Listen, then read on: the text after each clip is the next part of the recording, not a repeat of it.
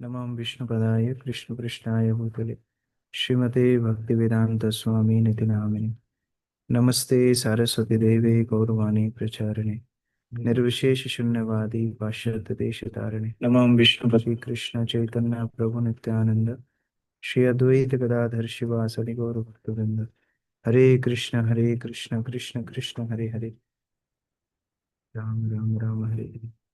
श्रील प्रभुपाद की जय, समवेत भक्तवृंद की जय। श्रीमद् भागवतम दशम स्कंद अध्याय 3 से पाठ कर रहे हैं। यहाँ भगवान के प्राकट्य का वर्णन हो रहा है। हम लोगों ने देखा किस प्रकार जब भगवान के प्राकट्य का समय आया तो उस समय कैसे सारी प्रकृति अनुकूल हो गई।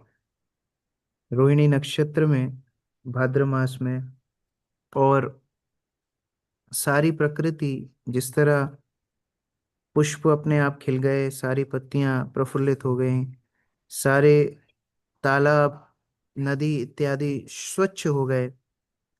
जब ऋषिगण आग जलाते तो वो एक एकनिष्ठ चलती रहती, वो अपनी डगमगाती नहीं। देवता भी दुंदुभी इत्यादि बजाने लगे। तो इस प्रकार से सारी प्रकृति बहुत अनुकूल हो गई और सारे किन्नर गंधर्व इत्यादि गाने लगे, सिद्धचारण वंदनाएं करने लगे, अप्सराएं नृत्य करने लगी और देवता पुष्प वृष्टि करने लगे। क्योंकि ये बहुत बहुत दुर्लभ अवसर था जब भगवान स्वयं प्रकट हो रहे हैं। ये ब्रह्मा के एक दिन में एक बार, सप्तम मनवंतर 28वें चतुर्युग में भगवान द्वापर युग में प्रकट होते हैं। और ये अवसर को देख करके सारे देवी देवता अति प्रसन्न हो गए। तो एक तरह का महोत्सव बन रहा था, क्योंकि बहुत दुर्लभ अवसर था। तो हमारे जीवन में भी जब हम कभी कभी मंगला आरती आ जाते हैं एकादशी के दिन, तो देवता गण ऐसी दुंदुभी बजाते होंगे आगे, आज आज मुहूर्त देख करके आया है।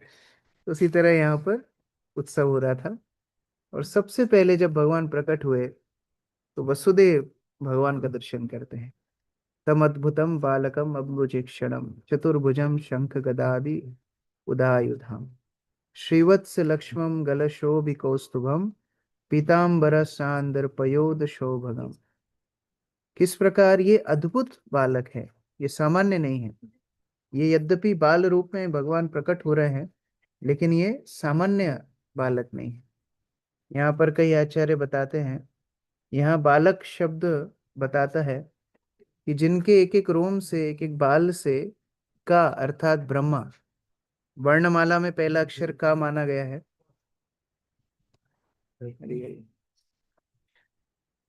कुछ ऊपर आ जाओ तो यहाँ जगह हो जाएगी, ऊपर आ जाओ कुछ पर, जल्दी जल्दी ऊपर आ जाओ, उठ जाइए, इदम आसनम, उठो फटाफट, सब आ जाओ, 5-10 वक्त उठ जाओ फटाफट, इधर आ जाओ, अभी जगह हो जाएगी, आगे आ जाइए। मुझे मालूम है आपकी जगह गर्म हो गई, लेकिन थोड़ा थोड़ा आ गया। तो का वर्णमाला में प्रथम शब्द का है, तो इसी तरह इस सृष्टि में भी प्रथम जीव ब्रह्मा है। इसलिए का शब्द कई बार ब्रह्मा जी के लिए भी उपयोग होता है। तो बालक का अर्थात जिनके एक एक बाल रोम से एक एक ब्रह्मांड निकलते हैं और अनेक अनेक ब्रह्माओं की उत्पत्ति होती है। ऐसे अद्भुत बालक अम्बुजेक्षणम, अम्बुज, अम्बुजाक्ष अर्थात कमल, जिनकी नेत्र अम्बुज अर्थात कमल जैसी, अक्ष अर्थात नेत्र, अम्बुजेक्षणम अर्थात जिनकी कोई भी इंद्रिय भौतिक नहीं है। कमल से अर्थ है जो जल के भीतर रह के भी जल को स्पर्श नहीं करता। उसी तरह भगवान भौतिक संसार में प्रकट होने के बाद भी भौतिक संसार के नहीं होते, दिव्य होते हैं। चतुर्भुजम, चार भुजाओं, शंख चक्र गदा पद्म धारण करे भगवान प्रकट होते हैं। और भगवान के सारे परिकर वैकुंठ में चतुर्भुजे होते हैं। उनके हाथों में भी शंख चक्र गदा पद्म होते हैं। लेकिन श्रीवत्स एक चिन्ह है, भगवान की छाती पर एक विशेष स्वर्णिम बालों का एक गुच्छा है, जिसको श्रीवत्स चिन्ह बोलते हैं। वो लक्ष्मी का निवास स्थान है। और लक्ष्मणम गल शोभ कौस्तुभम, उनके गले में कौस्तुभ मणि होती है। ये दो चिन्ह भगवान के परिकरों और भगवान के बीच में अंतर होता है, नहीं तो वैकुंठ में समझ में नहीं आएगा कौन भगवान है। और पीताम्बरम, सांदर पयोद शोभगम। भगवान पीतांबर धारण किए, अलग अलग मकरत कुंडल इत्यादि आभूषणों से सुशोभित विरोचमानम वसुदेव देख करके अक्ष इक्षिता, वसुदेव भगवान का दर्शन करते हैं। और दर्शन करने के बाद उनकी प्रतिक्रिया क्या होती है यहाँ पर बताया जा रहा है। साविस्य साविस्मयोत्फुल्लविलोचना हरिं सुतं विलोक्यानकदुन्दुभिस्तदा कृष्णावतारोत्सवसम्भ्रमोऽस्पृशन् मुदा द्विजेभ्यो युतम् अप्लुतो गवाम्। अक्रूर प्रभु।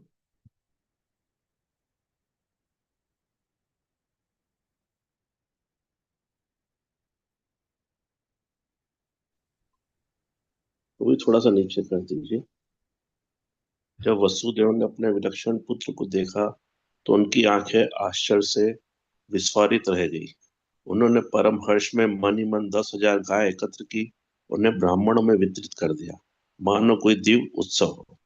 हरे कृष्ण प्रभु जी। तो आप कल्पना कर सकते हो, जिन भगवान का आप रोज नाम ले रहे हो, जिनकी कथा सुन रहे हो, एकदम आपके सामने प्रकट हो जाएंगे, आपकी क्या हालत होगी। तो वसुदेव सदैव चिंतन भगवान का करते रहते थे, लेकिन जैसे ही वो भगवान सामने प्रकट हो गए, विस्मय उफुल्ल विलोचना, विस्मित हो गए, प्रफुल्लित हो गए और आश्चर्यचकित होकर के इक्षिता भगवान को देख रहे हैं, और इतने प्रसन्न हो गए कि वो कुछ सेवा करना चाहते थे। भगवान को देखना मतलब क्या है? स्वयं के इंद्रिय भोग की विचार नहीं है। भगवान का दर्शन करते ही भक्त को सेवा करने का उत्साह होना चाहिए। जैसे जब भगवान के प्रथम अलादनी शक्ति का प्रकाश होता है, श्रीमती राधा रानी भगवान के सामने प्रकट होती हैं, तो राधा रानी सबसे पहले सोचती है मैं कैसे सेवा करूं। तो इधर उधर देखती हैं, एक पद्म फूल फूल वहां पर होता है, वो पुष्प उठा के भगवान के चरणों में अर्पित करती है। सबसे पहले भक्त का ये विचार होता है, भगवान सामने आए, मैं क्या सेवा करूं। तो अभी वसुदेव कारागृह में हैं, बंधे हुए हैं, विचार कर रहे हैं मैं कैसे कैसे इनकी सेवा करूं। तो मन ही मन वो 10,000 गायों को ब्राह्मणों को दान कर रहे हैं। तो इस प्रकार से मानस सेवा भगवान की बहुत उत्कृष्ट सेवा होती है। लेकिन बाद में जब भगवान कंस का वध करके वसुदेव को छुड़ाते हैं, तब वो वास्तविकता में भी 10,000 गायें दान करते हैं। ऐसा नहीं कि मन में सोचा था लेकिन बाद में किया नहीं, उनको याद था कि मैंने भगवान के जन्म के समय मन ही मन दान दिया था, और बाद में उसको उन्होंने पूरा किया। तो मन में की गई सेवा भी उत्कृष्ट है, लेकिन जब सुविधा हो, भक्त को अपने शारीरिक मानसिक वाचिक स्तर पे भगवान की सेवा यथाशक्ति करना चाहिए। ये नहीं कि मन में जो कर लिया अभी ठीक है वही काफी है। मन में रोज मंगला आरती करता हूँ प्रभु जी, मन में ही मेरी 16 माला भी हो जाती हैं, पूरी साक्षी माला नीचे हो जाती है, मन ही मन मैंने पूरी भागवत भी पढ़ ली। ऐसा नहीं चलेगा, मन में विचार हो लेकिन फिर सुविधा अनुसार उसका पालन भी किया जाए। यस अर्जुन प्रभु। तात्पर्य। फिर विश्वनाथ चक्रवर्ती ठाकुर ने वसुदेव को अपने विलक्षण पुत्र को देखे जाने पर जो आश्चर्य हुआ उसका विश्लेषण किया। वसुदेव नवजात शिशु को बहुमूल्य वस्त्रों तथा रत्नों से आभूषित देखकर आश्चर्य से कांप रहे थे। वे तुरंत समझ गए कि यह कोई सामान्य बालक नहीं अपितु चतुर्भुजी पूर्ण पुरुषोत्तम भगवान है, जो अपने आदि रूप में पूरी तरह अलंकृत होकर प्रकट हुए हैं। पहला आश्चर्य यह था कि कंस के उस बंदी गृह में जन्म लेने से श्री भगवान डरे नहीं, जिसमें वसुदेव तथा देवकी बंद थे। दूसरा यह था कि सर्वव्यापी परम पुरुष होते हुए भी वे देवकी की कोख से प्रकट हुए। तीसरा आश्चर्य यह था कि कोख से जन्म लेने वाला बालक इतनी अच्छी तरह अलंकृत था। चौथा चौथा यह था कि श्री भगवान तो वासुदेव के आराध्य देव थे, फिर भी उन्होंने उनके पुत्र रूप में जन्म लिया। इन्हीं कारणों से वसुदेव अत्यधिक हर्षित थे। अतएव वे क्षत्रियों की तरह पुत्र का जन्मोत्सव मनाना चाह रहे थे, किंतु बंदी होने के कारण प्रत्यक्ष रूप में ऐसा कर पाने में असमर्थ थे। इसलिए उन्होंने यह उत्सव अपने मन में ही मना लिया। इससे कोई अंतर नहीं पड़ा। यदि कोई पूर्ण पुरुषोत्तम भगवान की सेवा बाह्य रूप से नहीं कर सकता है, तो मन में भी उनकी सेवा कर सकता है, क्योंकि मन के कार्य अन्य इंद्रियों के कार्यों के ही समान होते हैं। यह अद्वैय ज्ञान कहलाता है। लोग सामान्यतया पुत्र जन्म पर कर्मकांडीय उत्सव मनाते हैं, तो फिर वासुदेव ऐसा उत्सव क्यों नहीं मना सकते थे, जबकि श्री भगवान ही उनके पुत्र रूप में प्रकट हुए हो। इतने सारे आश्चर्य बता रहे हैं। सबसे पहले तो कंस के कारागृह में कोई भी व्यक्ति को डर लगना चाहिए था, लेकिन भगवान खिलखिला करके हंस रहे थे। इस प्रकार से आश्चर्य हो रहा है कि भगवान किस प्रकार से निर्भय है कंस के कारागृह में। लेकिन फिर वो सोचने लगे कि निर्भय क्यों ना हो, ये तो पूर्ण पुरुषोत्तम भगवान है। लेकिन दूसरा आश्चर्य ये है कि वो देवकी के गर्भ में कैसे आ गए, वो गर्भ से कैसे जन्म ले रहे हैं। तीसरा आश्चर्य है कि ठीक है, गर्भ से जन्म भी लिया, लेकिन इतना डेकोरेशन करने का कब टाइम मिला। इतने कुंडल पहने हैं, सुंदर उन्होंने अलंकार से सुशोभित है, सुंदर वस्त्र पहने हैं, लंबे लंबे घुंघराले बाल हैं, तो ये सब कब हुआ। ये भी उनके आश्चर्य का एक विषय था। और फिर सोचने लगे कि मेरे जैसे सामान्य व्यक्ति के पुत्र के रूप में आए हैं, ये भी आश्चर्य है। तो बहुत आश्चर्य से और आह्लाद से, दोनों आश्चर्य भी है आनंद भी है, दोनों विचार से वसुदेव सोचने लगे कि मैं कैसे उत्सव मनाऊं। और सुविधाओं के अभाव में मनी मन भगवान का उत्सव मना रहा है। अथैनमुस्ताद् अवधार्य पूरुषं परम नतांगा कृतधिकृतांजलि स्वरोचिषा भारत सूतिकाग्रहं विरोचयन्तं गतिभिः प्रभाववित्। राज भोगे प्रभु।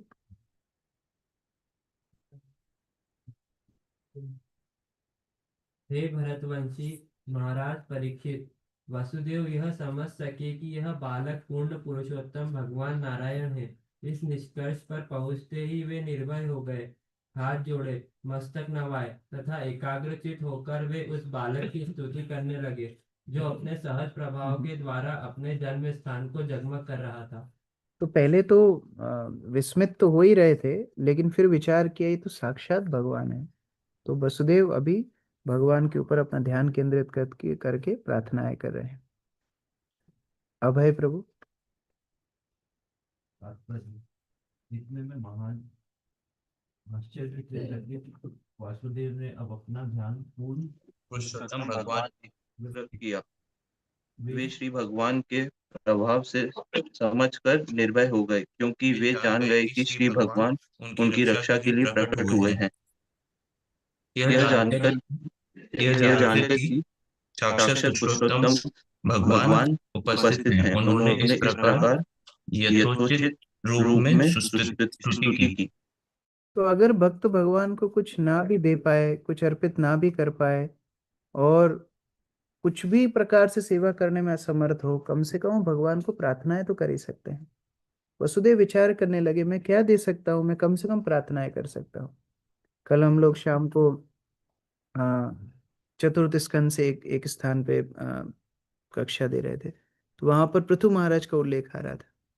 पृथु महाराज जब अपना 99 यज्ञ पूर्ण कर चुके थे और 100वां यज्ञ ब्रह्मा जी के समझाने पर बंद कर दिए, भगवान वहां प्रकट हो गए।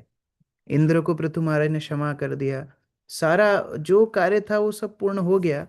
भागवत में सुखदेव गोस्वामी बोलते हैं उसके बाद भी भगवान गए नहीं, भगवान पृथु महाराज की ओर देख रहे हैं, क्योंकि भगवान अपेक्षा कर रहे थे कि अब ये प्रार्थना करेगा। भगवान को अपने भक्तों से प्रार्थनाएं सुनना इतना रुचिकर है। भगवान का काम पूरा हो गया, उसके बाद भी वहां खड़े रहे।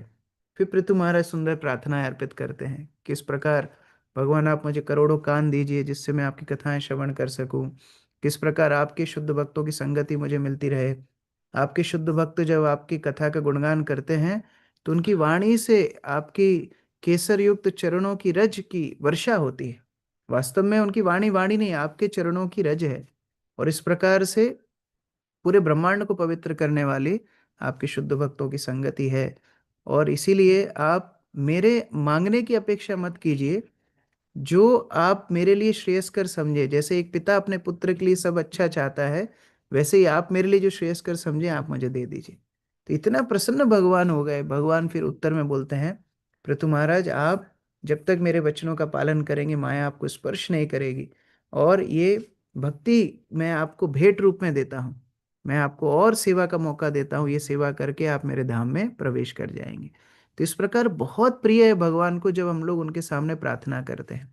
तो मंदिर में आने के बाद दर्शन करना, भगवान के श्रृंगार को देखना, ये सारी तो एक बात है, लेकिन प्रार्थना करना बहुत आवश्यक है। इसलिए भगवान के सामने जब जाएं, जो कुछ प्रार्थनाएं हमने सीखी हैं उनको दोहराना चाहिए।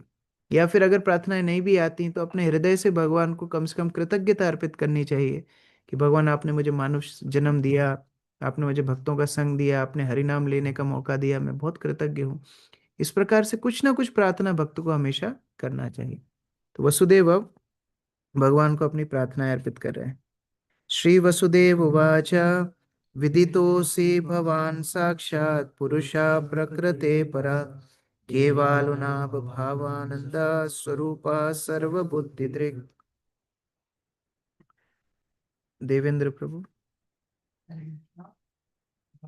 वसुदेव ने कहा, हे भगवान, आप इस भौतिक जगत से परे परम पुरुष है और आप परमात्मा हैं। आपके स्वरूप का अनुभव उस दिव्य ज्ञान द्वारा हो सकता है जिससे आप भगवान के रूप में समझे जा सके। आप अब आपकी स्थिति में मेरी समझ में भली भांति आ गई है। तो भगवान प्रकृति परा, आप भौतिक संसार से परे हैं, आप भौतिक शरीर नहीं है, आप भौतिक वस्तुओं से बने नहीं हैं। और केवल आपको कैसे समझा जा सकता है, आपके सच्चिदानंद स्वरूप को कैसे समझा जा सकता है?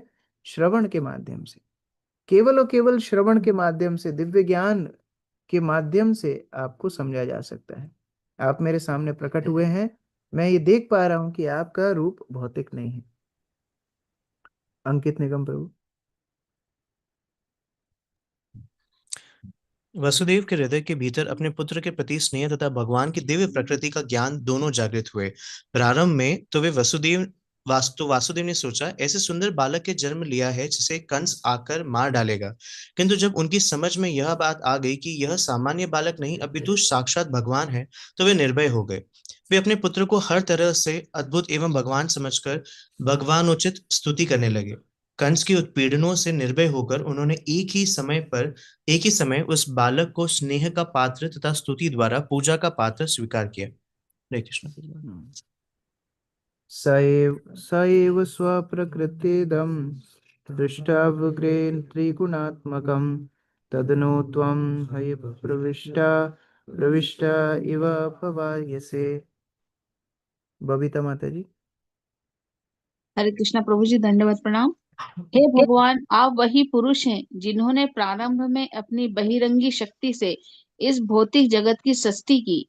3 गुणों अर्थात सत्व, रजस तथा तमस वाले इस जगत की सृष्टि के बाद ऐसा लगता है कि आपने उसके भीतर प्रवेश किया है। यद्यपि हकीकत तो यह है कि आपने प्रवेश नहीं किया। हरे कृष्णा प्रभु जी। वसुदेव का जो भय था, अपने भय को दूर कर रहे हैं भगवान की स्वतंत्र स्थिति का स्मरण करके, कि भगवान कंस से कैसे भयभीत हो सकते हैं, या मुझे भी क्यों भयभीत होना चाहिए कि कंस इनका कुछ बिगाड़ेगा, क्योंकि समग्र सृष्टि के स्रोत ये भगवान है। और ये जब भौतिक प्रकृति का प्रारंभ होता है तो ये प्रकृति क्रियाशील तब होती है जब भगवान उसमें प्रवेश करते हैं। लेकिन अपने अंश रूप से प्रवेश करने के बाद भी प्रकृति से पृथक रहते हैं। अपने पूर्ण पुरुषोत्तम रूप में भगवान हमेशा अपने धाम में निवास करते हैं। वो स्वयं भगवान यहाँ पर प्रकट हुए हैं, तो मुझे भयभीत होने की क्या जरूरत है? प्रसिद्ध चैतन्य प्रभु। श्रीमद् भगवत गीता 7.4 में श्री भगवान स्पष्ट बताते हैं, भूमि रापो अनलो वायु खम मनो बुद्धि रेव च अहंकार इतियम में भिन्ना प्रकृति रश्यता। 3 गुणों सत्वगुण, रजोगुण तथा तमोगुण वाला यह भौतिक जगत पृथ्वी, जल, अग्नि, वायु, मन, बुद्धि और अहंकार इत्यादि से बना है। और ये सभी भगवान श्री कृष्ण से निकलने वाली शक्तियां हैं। किंतु दिव्य होने के कारण भगवान श्री कृष्ण सदैव इस भौतिक जगत से पृथक है। जिन्हें शुद्ध ज्ञान नहीं है वे भगवान श्री कृष्ण को पदार्थ की उपज मानते हैं और उनके शरीर को अपने जैसा भौतिक सोचते हैं। और जानती मां मूढ़ा, फिर भी भगवान श्री कृष्ण इस भौतिक जगत से सदैव विलग रहते हैं। वैदिक वांग्मय में सृष्टि का संबंध महाविष्णु से बतलाया जाता है। ब्रह्म संहिता 5.35 में कहा गया है, एको अप्यस्यो रचितुम जगदंड कोटिम यच्चक्तिरस्ति जगदंडाचयायनन्तम अंडांतरस्थ परमाणु चयांतरस्थम गोविंद आदि पुरुषम तम हम भजामि। मैं आदि भगवान गोविंद की पूजा करता हूँ। वे महाविष्णु के अंश रूप में पूर्ण विस्तार के रूप में भौतिक प्रकृति में प्रवेश करते हैं। फिर वे गर्भोदक्षाय विष्णु के रूप में प्रत्येक ब्रह्मांड में प्रवेश करते हैं और वे सारे तत्वों में, यहाँ तक कि प्रत्येक अणु के भीतर क्षीरोदक्षाय विष्णु के रूप में प्रवेश कर जाते हैं। सृष्टि की ऐसी अभिव्यक्तियां अनंत हैं जो ब्रह्मांडों तथा व्यष्टियों परमाणुओं में प्रकट होती है। गोविंद का अंशत प्राकट्य अंतर्यामी अर्थात परमात्मा के रूप में होता है, जो इस भौतिक जगत में प्रवेश करते हैं। अंडातरस्थ और जो परमाणु के भीतर है। ब्रह्म संहिता 5.48 में आगे भी कहा गया है, यस्के कानि शस्त्र काल बथावलमस्य जीवन्ति लोम विलया जगदंड का नाथा विष्णु महान स इव यस्य कला विष्णु गोविंद आदि पुरुषम तमहम भजामि। इस श्लोक में महाविष्णु को भगवान श्री कृष्ण का स्वांश बतलाया गया है। महाविष्णु कारण सागर में शयन करते हैं और जब वे सांस छोड़ते हैं तो लाखों ब्रह्मांड उनके शरीर के छिद्रों से बाहर निकलते हैं, और जब वे श्वास खींचते हैं तो ये सारे ब्रह्मांड विलुप्त हो जाते हैं। इस तरह लाखों ब्रह्मांडों के नियंता ब्रह्मा और अन्य देवता महाविष्णु के सांस लेते समय भौतिक संसार में भीतर बाहर आते जाते रहते हैं। तो जब भी हम मंदिर से जब आ रहे थे, अभी नए कुछ सीसीटीवी कैमरा कैंपस में लगे, तो मैं एक कैमरा को देख रहा था। मैं सोच रहा था कि देखो भौतिक व्यक्ति कितना तुच्छ है, कितना छोटा है, फिर भी उसके पास शक्तियां हैं कि वो एक कमरे में बैठा बैठा सब देख सकता है ना। जो सीसीटीवी रूम है उसमें बैठा बैठा सब देख रहा है, क्या चल रहा है क्या नहीं चल रहा है। और लोग भले ही कैमरा काम करे ना करे, कैमरा देख के डर जरूर जाते हैं कि कुछ तो होगा, कोई तो देख रहा है। तो एक साधारण तुच्छ सा जीव अगर ये व्यवस्था कर सकता है, तो देवता कितने महान होंगे। वो देवता कितना अपने साम्राज्य का ध्यान रखते होंगे, अपनी शक्तियों के द्वारा सब जगह उपस्थित रहते होंगे। फिर भगवान की क्या बात है, भगवान हर ब्रह्मांड में प्रवेश करके अपनी शक्तियों द्वारा संचालित करते होंगे। तो ये सोचना कि भगवान ब्रह्मांड में प्रवेश कर गए और माया में पड़ गए, ये भी मूर्खता है। और ये सोचना कि भगवान अपने धाम में, ब्रह्मांड अपने आप ही कार्य चल रहा है, ये भी मूर्खता है। कुछ धर्म ऐसे भी हैं जो ये मानते हैं कि भगवान ये संसार में लिप्त ही नहीं होते, भगवान अलग रहते हैं और ये संसार एक ऑटोमेटिक मशीन जैसा चलता जा रहा है, इसमें लिप्त हो जाएंगे तो भगवान ही बंधन में पड़ जाएंगे। वास्तव में दोनों ही मूर्खता है। भगवान अपने एक अंश रूप में ब्रह्मांडों में प्रवेश करके इसको चलायमान रखते हैं, लेकिन इस भौतिक संसार से पृथक भी अपने धाम में सदैव लीला करते रहते हैं। अरविंद प्रभु पढ़िए। मूर्ख व्यक्ति सोचते हैं कि जब भगवान श्री कृष्ण वसुदेव के पुत्र रूप में प्रकट होते हैं तो वे सामान्य बालक की तरह सीमित शक्ति वाले नहीं होते हैं, किंतु वसुदेव यह जानते थे कि यद्यपि श्री भगवान उनके पुत्र रूप में उत्पन्न हुए हैं, परंतु वे न तो देवकी के गर्भ में प्रविष्ट हुए और न उससे बाहर आए।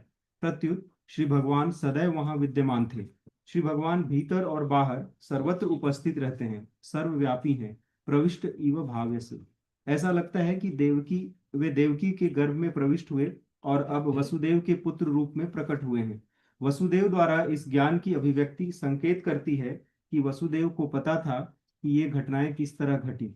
वसुदेव निश्चित ही श्री भगवान के महान भक्त थे जो पूर्ण ज्ञान से युक्त थे, और हमें ऐसे ही भक्त से शिक्षा लेनी चाहिए।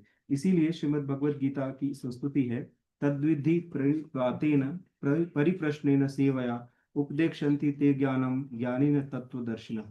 आध्यात्मिक गुरु के समीप जाकर सत्य सीखने का प्रयास करो, विनीत भाव से उनसे प्रश्न करो और उनकी सेवा करो।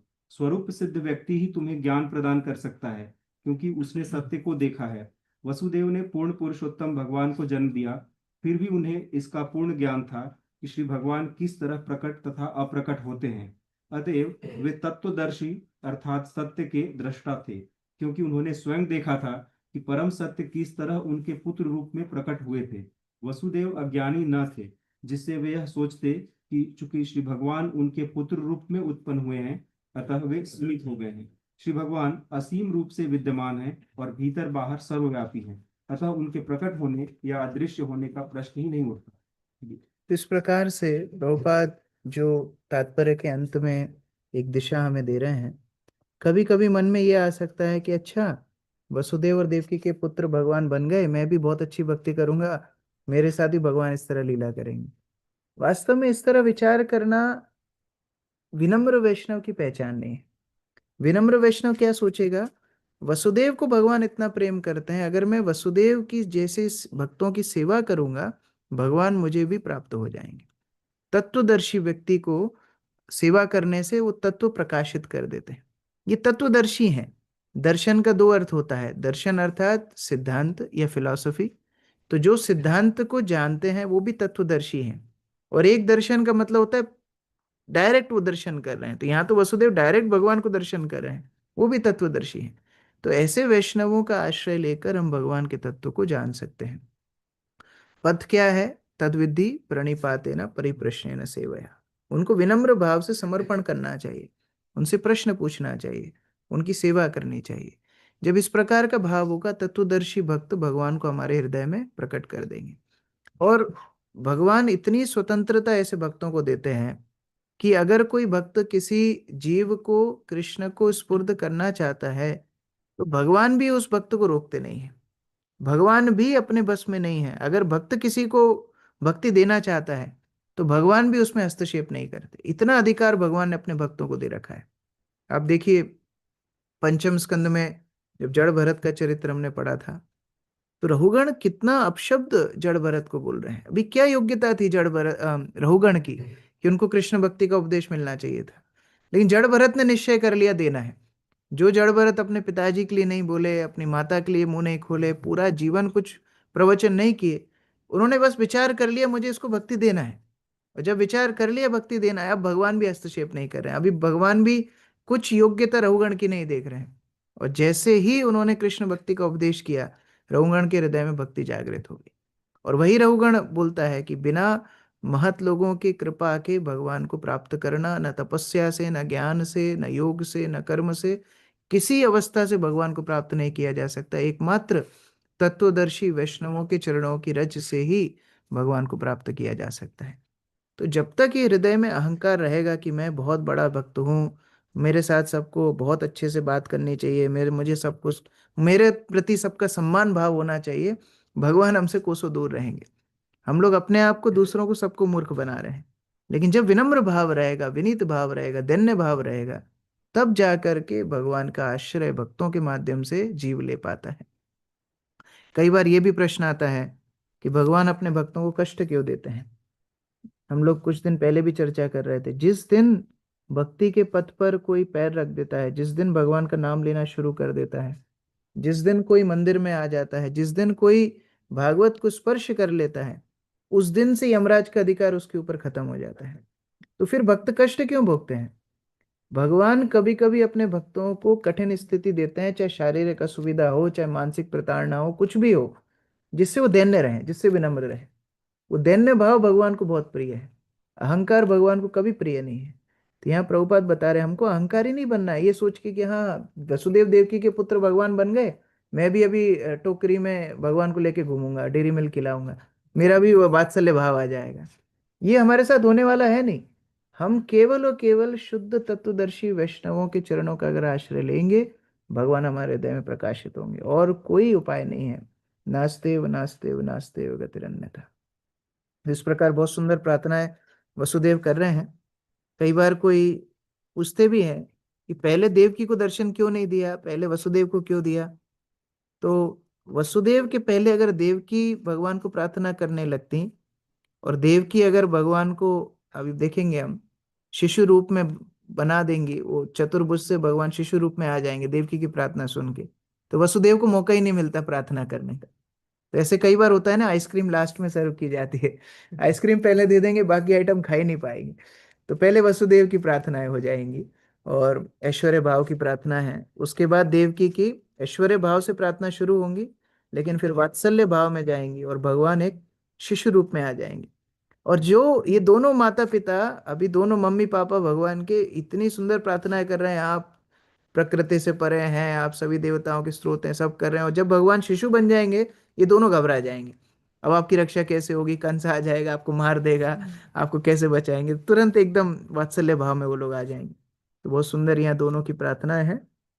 और इसी अध्याय में बाद में वसुदेव भगवान को गोकुल लेकर के जाएंगे।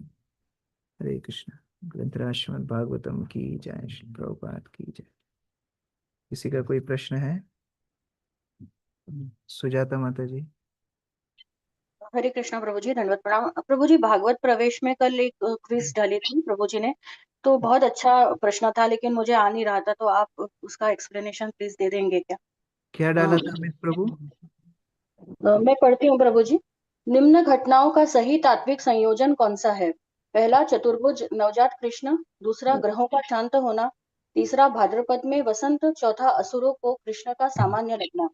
और उसमें फिर ऐसे मैच दिए हैं कि इन घटनाओं का मतलब पहला जैसे चतुर्भुज नवजात कृष्ण है तो प्रकृति अधीन है ये घटना, ग्रहों का शांत होना काल अधीन, भाद्रपद में वसंत योग माया, असुरों को कृष्ण का सामान्य लगना अज्ञान। तो प्रभु जी चारों को मैच करना था। जिस टीचर ने पेपर बनाया वही बताएगा तो अच्छा है। जी प्रभु जी, तो आया नहीं है आंसर, तो आप अमित बता प्रभु दीजिए। समझाओ। प्रभु जी मेरी मेरी योग्यता नहीं प्रभु जी, आंसर बी है प्रभु जी, पर आप एक्सप्लेन कीजिए। आप समझाओ कैसे क्या मैच किया।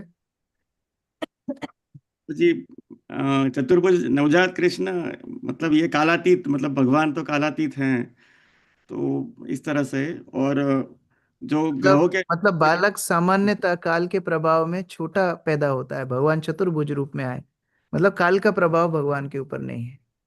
दूसरा, ग्रहों का शांत हो, ये काल अधीन है, क्योंकि भगवान काल शक्ति भगवान की ही है, तो उसमें काल अधीन आएगा। प्रकृति भगवान के अधीन है। यस। भगवान आए इसलिए प्रकृति अनुकूल हो गई। भगवान के अवतरण पे सारे नक्षत्र अपनी अपनी कक्षाओं में स्थित हो गए। तो इस प्रकार काल और प्रकृति भगवान के अधीन है। और थर्ड है भाद्रपद में वसंत, तो ये प्रकृति अधीन, मतलब जो भगवान इसमें सितंबर मंथ में आए थे प्रभु जी से। तो भगवान के अधीन प्रकृति है। तो थोड़ा सा उसको अगर आप एक दो शब्द जोड़ के बताओगे तो भक्तों को ज्यादा सुविधा होगी समझने में ना। प्रकृति भगवान के अधीन है उस तरह। फोर्थ वाला जो है वो तो इजी है, असुरों का कृष्ण का सामान्य लगना, तो वो तो महामाया के अंदर ही आएगा।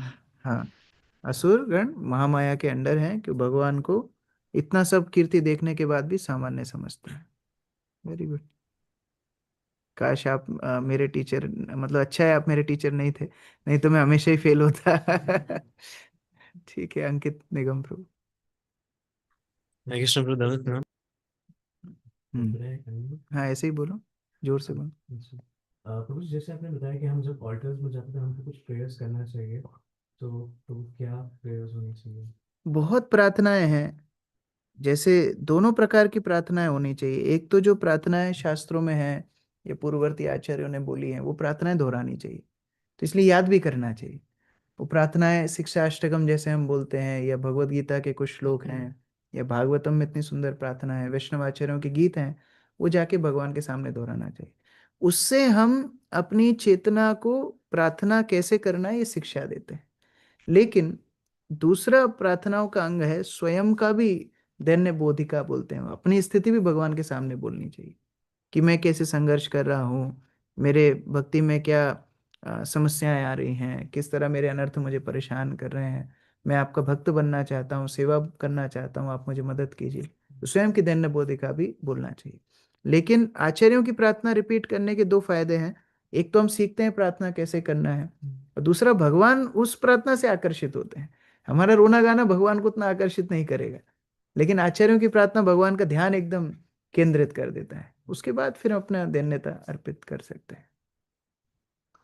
प्रसिद्ध चैतन्य प्रभु। वही हरे कृष्ण देव। तो जी कल मैं एक लेक्चर सुन रहा था, उसमें जैसे हमको पता है कि 3 स्तर के अधिकारी होते हैं, कनिष्ठ, मध्यम और उत्तम।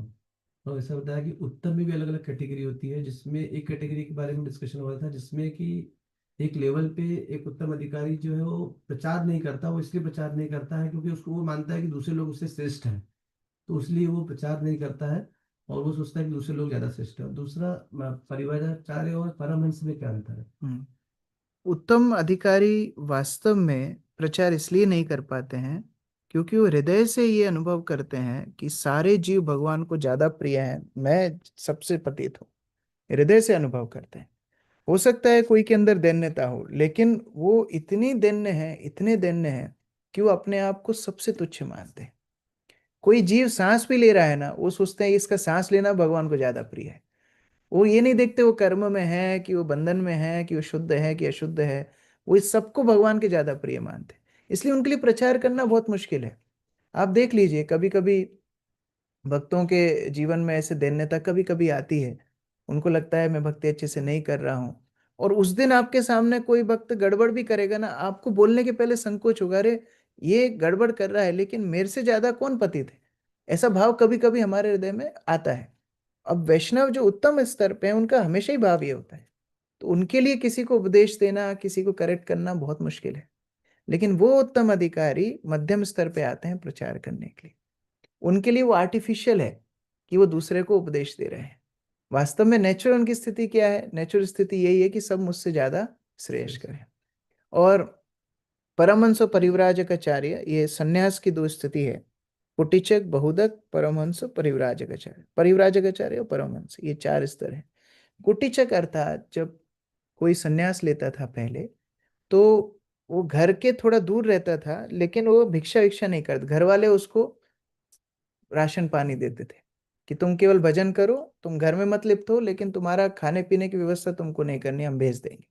जैसे रघुनाथ दास गोस्वामी जब महाप्रभु के आश्रम में आए, तो उनके पिताजी हर महीने कुछ धन भेजते थे, उससे वो वैष्णव की सेवा करते। कुटीचक।